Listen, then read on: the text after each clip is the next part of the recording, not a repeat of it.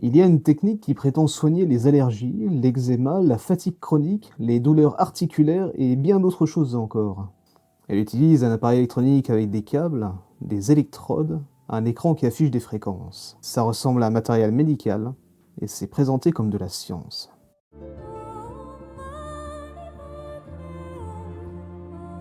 Ingénieur dans une autre vie, Misha Spassky est devenu thérapeute. Ses recherches l'ont conduit vers l'utilisation de l'appareil Mora qui traduit et rend visible la partie énergétique de la vie, difficilement mesurable par d'autres techniques. Elle s'appelle la morathérapie et elle existe depuis 1977. Voici ce qu'un praticien écrit sur mednat.fr en 2025. La morathérapie permet au mécanisme biochimique de se réaliser correctement et déclenche l'autorégulation du corps face à un problème quel qu'il soit. Cette technique n'a jamais passé un seul essai clinique randomisé positif dans une revue de haut niveau. Mednat.fr, comme vu précédemment, c'est un cabinet qui propose la morathérapie à Paris et à Annecy. Un filtre de résonance moléculaire, partie principale du système, fait le tri entre les ondes électromagnétiques physiologiques de la personne traitée et celles possédant une signature pathologique. Une inversion de phase de ces dernières sera automatiquement réalisée afin de gommer le brouillage ondulatoire empêchant les communications cellulaires de s'effectuer correctement. Il y aurait donc un filtre qui reconnaît automatiquement une onde malade d'une onde saine. On verra ce que ça veut dire physiquement après. Maintenant, mora-énergie.fr, un cabinet dans l'Aude. On ne peut guérir la partie soignée sans soigner le tout. On ne doit pas soigner le corps séparé de l'âme, et pour que l'esprit et le corps retrouvent la santé, il faut commencer par soigner l'âme. Car c'est une erreur fondamentale des médecins d'aujourd'hui de séparer l'âme et le corps. Signé Platon. Non douloureuses et sans effet secondaire, les séances de biorésonance au Mora Nova conviennent à un grand nombre de personnes, hommes, femmes, enfants. Et pour asseoir la crédibilité scientifique, une citation d'Einstein. Je crois en une vie après la mort, tout simplement parce que l'énergie ne peut pas mourir. Elle circule, se transforme et ne s'arrête jamais. Cette citation est apocryphe. Elle ne figure dans aucune œuvre ni correspondance d'Einstein, et elle circule depuis des années dans les milieux ésotériques. Si votre première référence scientifique est une fausse citation d'Einstein, c'est peut-être un signal. Bon, maintenant revenons un peu dans le passé. 1977, en Allemagne de l'Ouest, deux hommes sont à l'origine de cette technique. Franz Morel, médecin homéopathe, et son gendre Erich Rasch. Ingénieur électronicien, ils construisent un boîtier, le branchent avec des électrodes et lui donnent le nom formé avec leurs deux premières syllabes. En 1970, ils cofondent à Francfort une association dont l'objet statutaire est... Bordel de merde. Kurse zur Bewusstseinserweiterung durch praktische Anwendung der Philosophie von L. Ron Hubbard, die unter dem Namen Scientology bekannt ist. Quelle langue magnifique. Ou sinon, en français, ça donne cours d'expansion de conscience par l'application pratique de la philosophie de Lafayette Ronald Hubbard, connu sous le nom de Scientologie. Pour ceux qui ne connaissent pas, L. Ron Hubbard était un écrivain américain de science-fiction dans les années 30-40. En 1950, il publie Dianetics, un livre qui promet de guérir les traumas psychiques par un processus d'audit. En 1954, il transforme ça en religion. La Scientologie. L'église de Scientologie se présente comme une voie spirituelle pour atteindre un état supérieur de conscience via des cours, des auditions et une hiérarchie bien structurée. L'église affirme compter des millions de membres dans le monde, dont certaines célébrités, comme Tom Cruise ou encore John Travolta pour les plus connus, mais aussi des controverses très lourdes. Accusations d'abus, de manipulation financière, de harcèlement judiciaire contre les critiques et de pratiques sectaires, selon plusieurs pays dont la France, où elle est surveillée par l'armée Vilude et a déjà été condamnée pour escroquerie en 1975. Il participe à la fondation de Narconon à Francfort, le programme de désintoxication de l'église de Scientologie, lui aussi sans validation médicale. La même année, la revue interne Scientologie Collège numéro 11 le désigne comme un scientologue hautement formé depuis des années. Dans les années 1980, un certain Hans Brugman reprend et industrialise le concept de son côté sous le nom de Bicom, via sa société Regumed. Brugman était lui aussi membre de la Scientologie. Mais du coup, comment ça marche? Reprenons les trois affirmations centrales de la morathérapie, toutes tirées de mednat.fr. Affirmation numéro 1. L'appareil capte vos ondes électromagnétiques. Vrai en partie, notre corps produit des signaux électriques mesurables, la médecine les utilise depuis des décennies, l'électrocardiogramme pour le cœur, ou encore l'électroencéphalogramme pour le cerveau. Mais Leur amplitude est de quelques microvolts à millivolts. Le bruit électromagnétique ambiant d'une pièce normale dépasse ces signaux d'un facteur 100 à 1000. Pour un ECG propre, on utilise des électrodes de précision et un blindage électromagnétique. Ce que le Mora mesure réellement avec ses cylindres tenus dans les paumes d'une pièce ordinaire, c'est la résistance cutanée, qui varie avec la sudation, la pression et la température. Affirmation numéro 2. Un filtre sépare les ondes saines des ondes malades.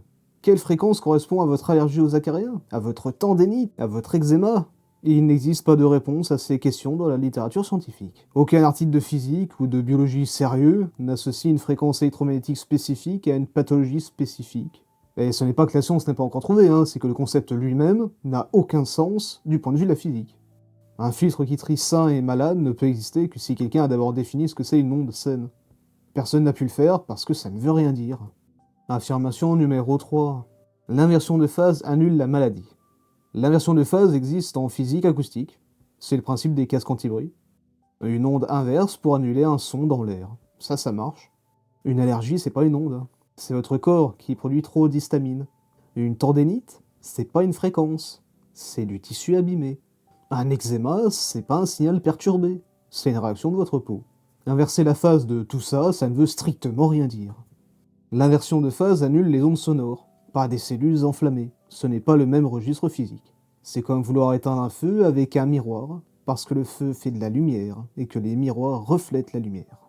Pour donner une caution scientifique à tout ça, les sites de morathérapie citent souvent Fritz Albert Popp, biophysicien allemand qui a travaillé sur les biophotons, de très faibles émissions lumineuses des cellules vivantes. Fritz Popp est un chercheur réel. Les biophotons sont réels, ce sont des photons émis lors de réactions métaboliques cellulaires normales, mesurables en laboratoire dans des conditions très contrôlées. Ces hypothèses les plus spéculatives sur la communication cellulaire par biophotons n'ont pas obtenu de validation dans la communauté scientifique.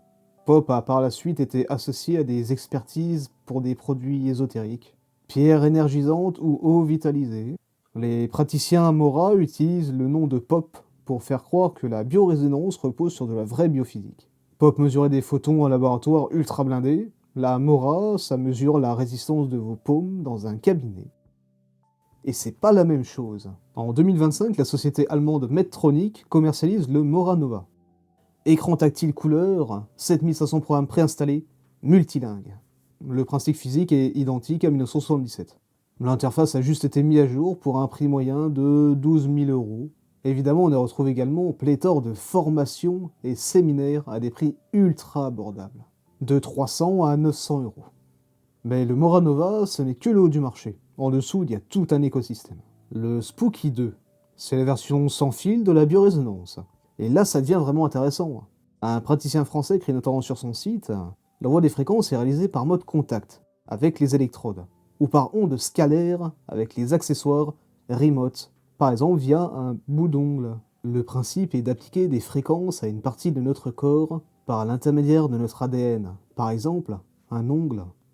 Pour réaliser une transmission à distance qui permet de réaccorder nos organes et systèmes qui le nécessitent. Oui, le Spooky 2 prétend soigner à distance via un fragment d'ongle placé dans le boîtier. Ou que vous soyez sur Terre. La morathérapie classique au moins nécessitait votre présence physique. Le Spooky 2 vous soigne sans vous, avec votre ongle. Petite question. Comment une onde électromagnétique traverse-t-elle la planète, identifie votre corps parmi 8 milliards d'êtres humains et le soigne spécifiquement depuis votre ongle posé dans un boîtier en France? La réponse? Elle ne le fait pas. Pour apprendre à utiliser ces appareils, il existe un réseau de formation sans diplôme d'état requis. Tu m'étonnes. Sur le site baweb.fr, on retrouve notamment la formation Spooky 2 Rife, en présentiel sur 2 jours, à 200 €. Ou encore la même formation en distanciel à 100 €. Sur le site biovibralion.fr, on peut y trouver une formation Spooky débutant, 4 heures de formation en vidéoconférence pour 180 €. Une fois formé, vous pouvez ouvrir un cabinet, facturer des patients, sans aucun diplôme médical reconnu. La morathérapie existe depuis 48 ans, c'est largement assez pour produire des essais cliniques sérieux. On regarde un peu l'article Biorésonance, a Study of Pseudoscientific Language, du professeur Edzard Ernst. Il en conclut que la biorésonance utilise un langage pseudo-scientifique pour habiller des absurdités en science, et que ça met concrètement la santé des patients en danger. En 2006, la Société suisse d'allergologie et d'immunologie déclare l'absence de valeur diagnostique ou thérapeutique significativement démontrée. Depuis 2006, le Gemeinsamer Bundesausschuss, qui est l'instance suprême allemande qui décide du remboursement par l'assurance maladie publique, exclut officiellement le remboursement. Le motif? Absence de preuve d'efficacité. Le pays d'origine de la technique dit officiellement que ça ne marche pas. Et certains me diront, la médecine conventionnelle n'a pas encore les outils pour mesurer correctement et comprendre nos mécanismes. Alors si vous affirmez qu'un traitement produit des effets mesurables, la charge de la preuve vous appartient. Ce n'est pas à la science de prouver que ça ne marche pas. C'est à vous de prouver que ça marche. Et encore, certains vont me dire, oui, mais des milliers de personnes se sentent mieux après une sorte de morathérapie. C'est vrai, ça ne prouve pas l'efficacité de la technique.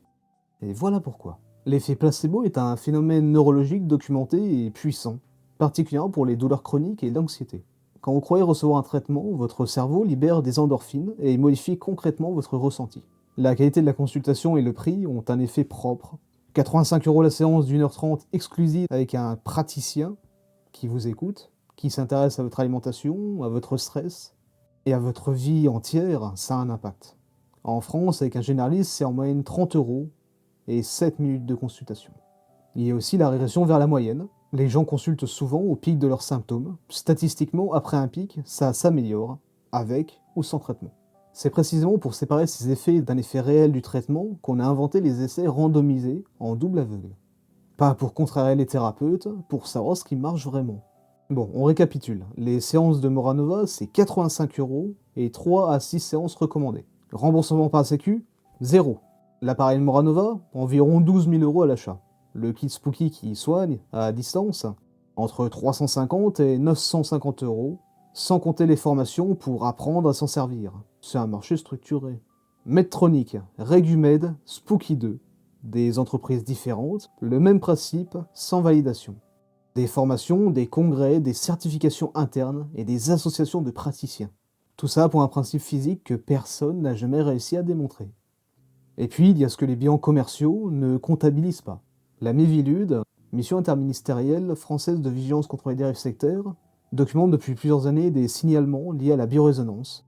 Parents qui interrompent le traitement de l'asthme d'un enfant après qu'un praticien leur a dit que la cause électromagnétique était neutralisée. Personnes atteintes de cancer qui substituent ou retardent une chimiothérapie, ou encore des diabétiques qui allègent leur insuline. Ces cas sont minoritaires, mais chaque retard de traitement dans une pathologie sérieuse a un coût qui ne figure pas dans les témoignages de satisfaction. En conclusion, la morathérapie n'est pas difficile à analyser. La physique ne tient pas debout, les études n'existent pas, le contexte d'origine est documenté, le marché est limpide. Mais ce qui reste intriguant, après 48 ans, c'est pourquoi est-ce que ça continue de si bien fonctionner commercialement. Les gens qui consultent ne sont généralement pas naïfs, ils souffrent de quelque chose que la médecine n'a pas su ou n'a pas pu traiter correctement. Et là, arrive quelqu'un qui leur propose une explication qui tient debout, Non. de l'écoute, et surtout de l'espoir. Ce n'est pas la morathérapie qui crée ce vide. Elle prospère dedans et l'exploite. Défendre la rigueur scientifique, c'est nécessaire, mais ce vide existe bel et bien, et tant qu'il restera, il y aura toujours quelqu'un pour le remplir, avec des ondes qui n'existent pas. La biorésonance donc, de l'appareil Mora permet d'aller capter, analyser les fréquences de l'ensemble des organes et des systèmes du corps humain et déterminer les fréquences qui résonnent en harmonie et de celles qui résonnent en disharmonie. D'accord. Bon, si vous êtes encore là, n'hésitez pas à vous abonner et à me laisser un avis ou des suggestions pour de prochaines vidéos en commentaire. Aussi, les sources utilisées dans cette vidéo sont comme d'habitude dans la description. Prenez soin de vous et à bientôt.